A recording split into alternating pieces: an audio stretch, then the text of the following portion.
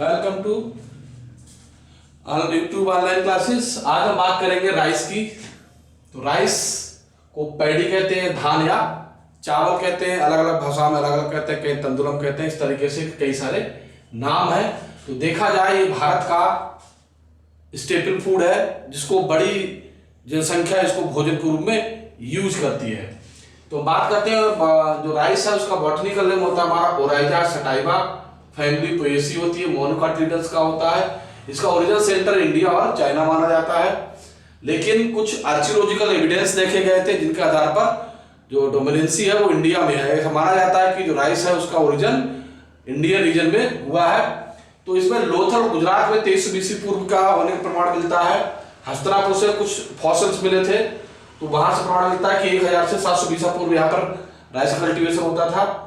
ऋग्वेद में भी इसका राइस कल्टीवेशन का इंडिया में जिक्र किया गया है। इस तरीके से हमारे आर्कियोलॉजिकल एविडेंसेज है जिससे पता चलता है कि राइस कल्टीवेशन हमारे काफी ओल्ड टाइम से हो रहा है। बेसिकली अगर बड़े लेवल पे देखा जाए तो rice cultivation India, Burma, China, Thailand, Bangladesh, Japan, Pakistan में होता है। इंडियन कॉन्टिनेंट में waste Bengal, Maharashtra, Andhra Pradesh, UP, MP, Assam, Kerala, Tamil Nadu, Bihar, Punjab, Haryana जो मुख्य स्टेट है जहां पर राइस का कल्टीवेशन किया जाता है। बड़े प्रोड्यूसर्स है राइस के जो कल्टीवेट करते हैं।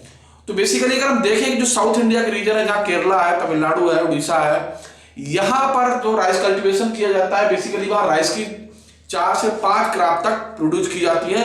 उस रीजन में केवल अधिक मॉइस्चर और ह्यूमिड कंडीशन के कारण वहां पर बरसात ज्यादा होती है, ह्यूमिडिटी रहती है, गर्मी पड़ती है, तो वहां 4 से 5 क्रॉप तक राइस की कर ली जाती है। तो देखा जाए इंडिया में लगभग 6000 राइस वैरायटी जो है ओल्डर राइस वैरायटी पाई जाती है, वैरायटी का पाया जाता है जो अलग अलग होता है। चूंकि उधर साल्टी एरिया है तो उधर साल्ट कुछ अलग तरीके का वैरायटी मिलता है, जो हमारे इधर नॉर्थ इंडिया मिलता है उसका अलग तरीके का राइस होता है। तो देखा जाए नॉर्थ इंडिया में बेसिकली जो राइस प्रोडक्शन एरिया है वो पंजाब, हरियाणा, उत्तर प्रदेश, बिहार मेन इधर रीजन में आता है जहां पर राइस का बड़े लेवल पर कल्टीवेशन किया जाता है। तो देखा जाए इंडिया में जो कल्टीवेशन बेसिकली होता है वो 2 प्रकार से होता है, dry paddy and wet paddy cultivation. लेकिन इसमें 3 प्रकार कल्टीवेशन इंडिया मिलता है, winter rice cultivation, autumn rice cultivation, spring rice. तो विंटर राइस कौन सा होता है? ये विंटर राइस बेसिकली होता है, इसकी सोइंग जो है जून में की जाती है, जून जुलाई में, और नवंबर दिसंबर में हार्वेस्टिंग करिए मैच्योर हो जाता है। ऑटम राइस जो है मई और जून में बोया जाता है, सितंबर में इसकी हार्वेस्टिंग हो जाती है। और स्प्रिंग राइस को दिसंबर और जनवरी बोया जाता है, मार्च अप्रैल में इसकी हार्वेस्टिंग हो जाती है। तो इस तरीके से 3 प्रकार का यहाँ पर कल्टीवेशन होता है, मुख्यतः वेट और पैड कल्टीवेशन होता है। तो कल्टीवेशन से पहले हम बता दें क्या क्या स्टेप होते हैं राइस कल्टीवेशन में। सबसे पहले हम क्या चीज प्रेफर करेंगे राइस कल्टीवेशन के लिए? सबसे पहले हमें क्या करना होता है, राइस कल्टीवेशन में सबसे पहले नर्सरी तैयार की जाती है और हमारा बाकी जो खेत में तैयार की जाती है। तो अगर बात करें नॉर्थ इंडिया, तो नॉर्थ इंडिया में जो राइस कल्टीवेशन होता है आफ्टर बीट कल्टीवेशन के बाद होता है। तो क्या होता है जून और मई में खेत पड़े रहते हैं, तो उस समय ड्राई प्लोइंग की जाती है, यानी कि जुताई की जाती है। जुताई की जाती है, छोड़ दिया जाता है, ओपन खेत छोड़ दिया जाता है। उसके बाद क्या होता है, सबसे पहले 10 से 25 मई के बीच इसमें क्या होता है, नर्सरी तैयार की जाती है। नर्सरी तैयार की जाती है। ये नर्सरी लगभग हमारी 20 से 30 दिन में तैयार हो जाती है। जब नर्सरी हाइट लगभग 20 से 30 सेंटीमीटर होती है, जब नर्सरी तैयार हो रही होती है उसी समय क्या होता है, जो हमारा कल्टीवेटेड एरिया है इसको हम क्या करते हैं, उसमें बायो फर्टिलाइजर मिक्स कर देते हैं, दूसरी फर्ज मिक्स कर देते हैं और खूब जुताई करते हैं। तो पहले ड्राई कंडीशन में जुताई करते हैं, उसके बाद हम उसमें क्या करते हैं, जो हमारा कल्टीवेटेड एरिया उसमें पानी भर दिया जाता है। वाटर लॉगिंग के बाद उसमें सोइंग प्लोइंग करेंगे, जुताई करेंगे, और 2 से 3 जुताई करने के बाद हमारा खेत तैयार हो जाता है। तो इस तरीके का जो कल्टीवेशन होता है उसे कहते हैं बिट पैडी कल्टीवेशन। दूसरा हमारा होता है ड्राई कल्टीवेशन। तो ड्राई में क्या होता है, इसमें जो है सूखे ड्राई एरिया में पानी सीधे विदाउट नर्सरी, यानी सीधे नर्सरी हमें नहीं, सैपलिंग्स नहीं जरूरत होगी, सीधे सीड की सोइंग कर दी जाती है और डायरेक्ट इसमें कल्टीवेशन स्टार्ट हो जाता है, प्लोइंग की जरूरत भी नहीं पड़ती है। तो देखा जाए तो मेन जो है नर्सरी मई में तैयार हो जाती है और जून से जुलाई में, जून टू जुलाई में क्या होता है, ट्रांसप्लांटेशन हो जाता है। इसको हम कल्टीवेटेड उसमें ट्रांसप्लांट कर देते हैं। ट्रांसप्लांट जब करते हैं उस समय क्या होता है कि उससे पहले हम खेत में क्या करते हैं, जितनी फर्टिलाइजर है, डीएपी, रासायनिक खाद, देसी खाद, जितनी भी खाद है उसके अंदर मिक्स कर देते हैं। ट्रांसप्लांटेशन करते हैं। ट्रांसप्लांटेशन के बाद उसमें क्या करते हैं, 24 घंटे के अंदर अंदर उसमें हम बीड्स को कंट्रोल करने के बीटा क्लोर है, मसेटी है, बहुत सारी चीजें बीडिसाइड यूज करते हैं इससे कि उसमें बीड्स ग्रो ना करें। उसके बाद उसमें क्या होता है कि ठीक 15 से मतलब 15 दिन के इंटरवल से उसमें हम वाटर लॉगिंग करते रहते हैं, यूरिया की खाद बना सोइंग करते हैं। तो देखा जाए अगर हमारे राइस कल्टीवेशन है तो राइस कल्टीवेशन जो है, राइस क्रॉप जो है 90 से 120 दिन में तैयार हो जाती है। अगर हम इसमें जून में अगर हम इसको ट्रांसप्लांट कर देंगे, रोपाई कर देंगे, तो ये हमारी क्रॉप लगभग जाकर अगस्त में इसमें फ्लावरिंग हो जाएगी, अगस्त सितंबर में, और अक्टूबर में कंप्लीट हो जाएगी। अक्टूबर में नवंबर में हार्वेस्टिंग की जाती है। तो देखा जाए इसका जो प्लांट मोनोकाट होता है, ग्रीन होता है, इरेक्ट सीधे खड़ा रहता है, इसकी हाइट जो होती है वो 50 से 150 सेंटीमीटर तक होती है। इसमें ग्रीन होता है, इसमें एडवेंटेडियस रूट पाई जाती है इस तरीके की। मोनोकाट का इंपॉर्टेंट कैरेक्टर है। फिर इसमें लीफ पाई जाती है, लीफ सीट होती है जो पूरे स्टेम को कवर करती है। और इसमें देखा जाए नोड और इंटरनोड पाया जाता है। बेसिकली नोड जो होते हैं सॉलिड होते हैं, इंटरनोड जो होता है वो हॉलो होता है। और इसमें लीफ के बीच में से टर्मिनल पोजीशन पर एक सिंगल स्पाइक निकलती है।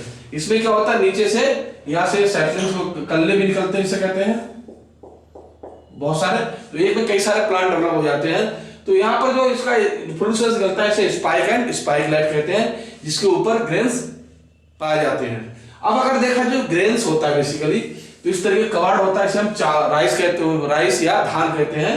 तो इसमें देखा जाए ऊपर एक कांटे तीर जैसा होता है, इसे वॉर्म कहते हैं, पेलिया कहते हैं कवर को। और एक कवर उतार देते हैं नीचे जहां पर लगा रहते हैं लीमा, लोअर ग्लूम्स और अपर ग्लूम्स रहते हैं जहां से अटैच रहता है। अगर ऐसे कवरिंग को हटा दें हम, पेलिया, ऑन, लीमा और इन सबको हटा दें, तो अंदर जो सीडलिंग निकलता है इसका चावल कहलाता है। तो जो चावल कहलाता है, हार्वेस्टिंग बाद उसमें क्या करते हैं हम, स्ट्रा को और उसको ग्रेन्स को अलग कर लेते हैं। तो बेसिकली स्ट्रा का प्रयोग जो है मोस्टली फॉडर के रूप में कराया जाता है, फर्टिलाइजर बनाने के काम में आता है, हट बनाने के काम में आता है, और जो पेपर इंडस्ट्री में उसमें काम आता है, पैकिंग इंडस्ट्री में काम आता है, एल्कोहल इंडस्ट्री में काम आता है, दूसरे बहुत सारे केमिकल जिसमें इसको यूज किया जाता है, मल्चिंग में प्रयोग किया जाता है, और उसको फाग जो हमारे बायो फर्टिलाइजर उसको बनाने में यूज किया जाता है। इस तरीके से इसका प्रयोग कराया जाता है स्ट्रा का। अब बात आती है हस्क की। तो इसमें जो ऊपरी एरिया होता है इसको कहते हैं हस्क, जो छिक्कल होता है, जो कवरिंग होती है राइस चावल के ऊपर, उसे हस्क कहते हैं। तो हस्क जो है निकालते हैं हम उसमें। तो हस्क का प्रयोग हम फ्यूल के रूप में करते हैं, ऑयल निकालने के रूप में करते हैं, दूसरे काम फर्टिलाइजर बनाने का काम कराया जाता है। राइस तरीके से, राइस तो खाना है, फूड मटेरियल खाया जाता है। साउथ में से इडली है, डोसा है, उसके बनाने में प्रिपरेशन में इसका प्रयोग होता है। इसके बाद कॉन्फेक्शनरी में इसका प्रयोग करा जाता है। इसका प्रयोग क्लॉथ इंडस्ट्री में किया जाता है, पेपर इंडस्ट्री में किया जाता है। कई सारे जो इंडस्ट्री में अलग अलग प्रोडक्ट, बियर और अल्कोहल भी बनाया जाता है। तो बहुत सारी इंडस्ट्री में राइस का प्रयोग किया जाता है। तो चावल में देखते हैं जब चावल बनाया जाता है उसके ऊपर पॉलिश उतार ली जाती है। पॉलिश से क्या होता है, एक प्रकार का ऑयल कंटेंट निकाला जाता है, इसे ब्रेन ऑयल कहते हैं, राइस ब्रेन ऑयल कहते हैं, जिसका हम फूड निर्माण में काम करते हैं। इस तरीके से बहुत सारा होता है। अब इसमें अगर देखें तो हमारा मेन फूड स्टेपल क्या है, राइस है, जिसको पूरी इंडिया में यूज किया जाता है। और देखा जाए तो लगभग 60 to 70% राइस जो है वो फूड की रिक्वायरमेंट को कंप्लीट करता है। और इसको हमारे पवित्र पहले बहुत सारी वैरायटी बनी जाती थी, वाइल्ड वैरायटी थी, जैसे कि हंस राज आता था। इस तरीके से कुछ और पुरानी ओल्ड वैरायटी थी जिनका प्रयोग पूजा पाठ में करते थे, जो हमारे शादी ब्याह है, पूजा में उनका किया जाता है उसका। तो राइस वाइल्ड वैरायटी हुआ करती थी। तो इस तरह की बहुत सारी वैरायटी है जो इम्प्रूव वैरायटी है। देखा जाए बालाजी है, जमुना है, कृष्णा है, साबरमती है, जया है, आनंद है, हीरा है, माही सुगंधा है, नीला है, तुलसी है, साकेत है, सरजू बावन है, सीता है, बिरजू 50 है, जया है, इसके अलावा पंत 90, पंत 10, पंत, बहुत सारी वैरायटी है जिनका कल्टीवेशन किया जाता है। तो 6,000 वैरायटी तो पहले हुआ करती थी, आज उससे और ज़्यादा हो गई है। ये वैरायटी हाई कल्टिवेटेड होती है, कुछ रस्ट रेजिस्टेंट होती है, कुछ साल्ट रेजिस्टेंट होती है, कुछ वाटर रेजिस्टेंट होती है, बहुत सारे अलग अलग टाइप की जो जिसमें विशेषताएं होती है उन वैरायटी को डेवलप किया गया है। तो देखा जाए एक जो हमारी क्रॉप्स है, राइस की क्रॉप है, इसका प्रोडक्शन काफ़ी सारा होता है, ये फार्मर्स के लिए बहुत अच्छी होती है। फार्मर्स इससे काफ़ी सारी अर्निंग कर सकता है, अपनी आर्थिक स्थिति को संभाल सकता है। बारिश के समय होती है। अब इसमें साथ साथ दो चीज़ें होती हैं, जैसे हमने सब बता दिया था किस समय, तो जिस समय राइट कल्टीवेशन करते हैं उसमें मिक्स क्रॉपिंग भी इसके साथ हो जाती है। बहुत सारी क्रॉप्स ऐसी होती है इसको मिक्स क्रॉपिंग, इसका जो मिक्स कुछ स्टेट से मिक्स क्रॉपिंग भी करते हैं, जैसे कि शुगर केन के साथ मिक्स क्रॉपिंग इसकी हो जाती है। दूसरे और बाउंड्री पे बहुत सारी क्रॉप इसके साथ लगा दी जाती है।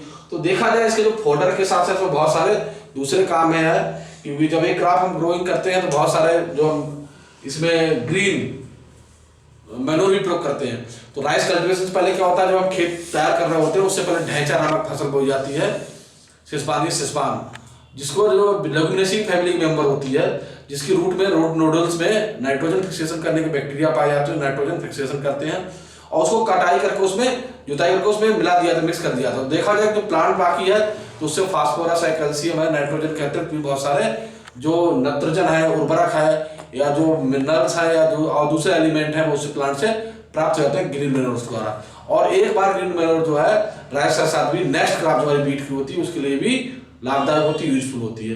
तो इस तरीके से देखा जाए जो पैडी है, राइस है, इसका कल्टीवेशन जो है साउथ ईस्ट एशिया में होता है, चाइना, इंडिया, जो थाईलैंड, ये मेन रीजन है, बांग्लादेश, जापान, जहाँ पर राइस का प्रोडक्शन बड़े लेवल पर किया जाता है।